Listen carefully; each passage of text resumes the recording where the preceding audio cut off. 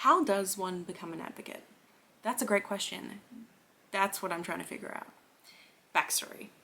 About a month ago, I made the decision, you would say, I made the decision that I wanted to become an advocate.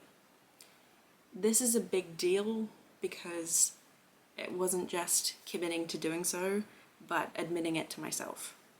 It doesn't have to be my career, but I want it to be a core part of my life.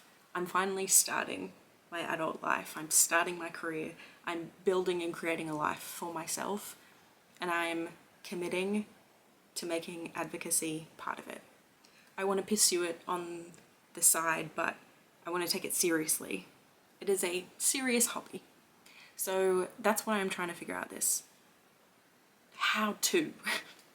I don't know yet, exactly. That's the journey, I guess. Of course, I know of so many famous Australian and worldwide advocates that have created so much change and done so much good, but you rarely hear about them until they've done great things, until they have already started making change, making waves. And some of them didn't even mean to do that. Sometimes through circumstances, a situation, often trauma plus a degree of virality, they get thrust into the spotlight, and then they get the opportunity to choose to continue using their voice and making an impact and creating change. But you can't really replicate that. You don't hear much from the people who decided they wanted to become an advocate and then how they were able to do that. I don't really have a path. It pretty much is a blank page. So once I finally admitted this, scary, vulnerable thing to myself and went, okay, yep, I'm gonna do it, I was met with this blank page. Okay, how are you gonna go do that? Hold your horses, don't get ahead of yourself. I look up to so many incredible people in this space, but a lot of them are 10 years in. I am starting from zero. Here is zero. Here is the ground floor. So why am I doing this? Did I mention? Why am I doing this? Why do I want to do this? What do I even want to do? I haven't even said where I want to be advocating, what spaces. I'll say that first. I have quite a broad sphere, I guess, but mainly I'm interested in three main areas: mental health, disability, and domestic violence related. I have lived experience of disability and mental health / mental ill health, and in my personal life and in my local community, I have, engaged and started to make change and join boards and do things, volunteer, etc. And that's lovely. When it comes to domestic violence, domestic abuse, domestic family and sexual violence, all of that sphere, I don't have lived experience. I truly only have this passion that has developed over the last few years. Over the last few years, I have read more and more books. For someone who doesn't read a lot of books, this is a big deal. I've read so many books, and my passion and my interest has only grown in this space. I don't know if I said, but I'm starting my career in community services, but I'm not working at a domestic violence specific service. So it is parallel to my job and overlapping, but there is limits to what I'm able to do there. So where do I go from here? Well, your girl's got a passion and a dream, and that's about it. No, that's not true. Well, so my main passion at the moment is definitely focused on this growing passion, this area of domestic abuse. Like I said, I don't have lived experience in this area. It is purely learned experience, and I really committed to focusing on that at the moment. Like I said, only a month ago, I decided that I really did want to commit to doing this, and I took that leap of faith, if you will. Although I've known about this passion that I've had, now truly is the best time to start. I'm not just a kid who's passionate anymore. I'm an adult, and I actually have the ability and the autonomy to do something about it. I'm not just passionate about creating change. I actually have power now.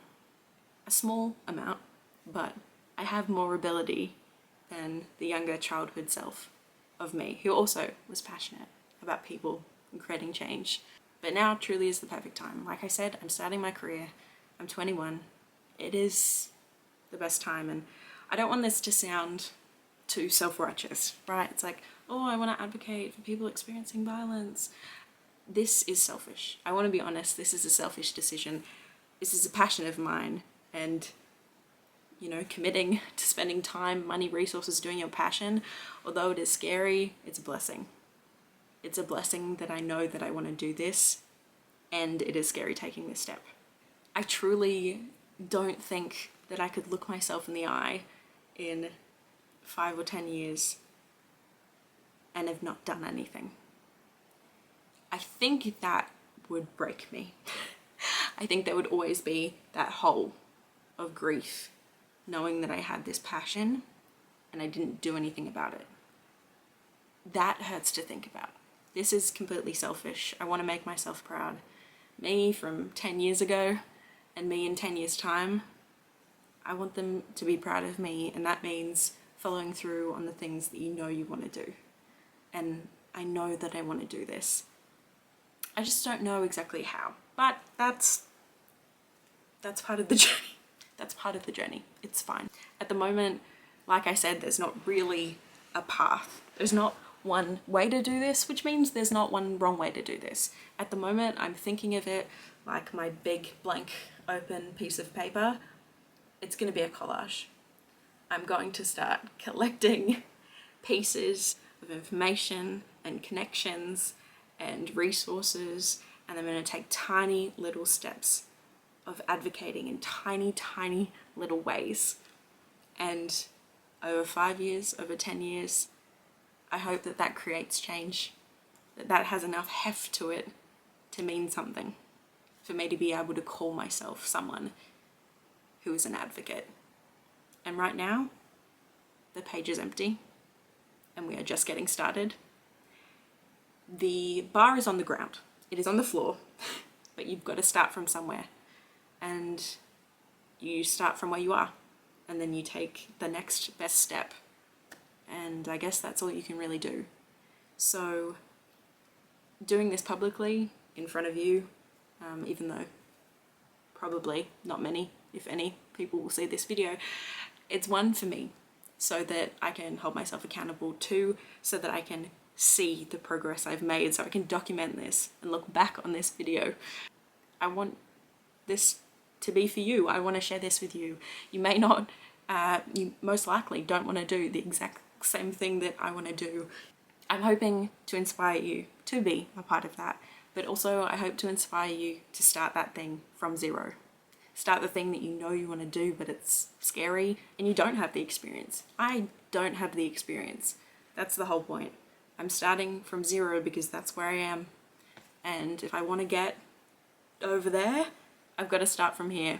So I hope to be somewhat of a messy inspiration for you to start the thing that you want to do, to make change and realize that maybe change isn't this big thing. Maybe it isn't changing a law or making a viral campaign. Maybe it is in all of these tiny, tiny, tiny moments of advocacy that we can do from our bedrooms, from our computers, in our real life communities. Maybe that collectively is what creates the change. So I would love if you are interested by any of this to follow me. I guess this is episode 1 or 0. Episode 0. We are a month in. This is the beginning, but we've only got good things to come. We can only go up from here. So thank you for being here. I appreciate it. If I've said it once, I've said it many times. My name is Claire. I'm glad you're here. Thank you for watching.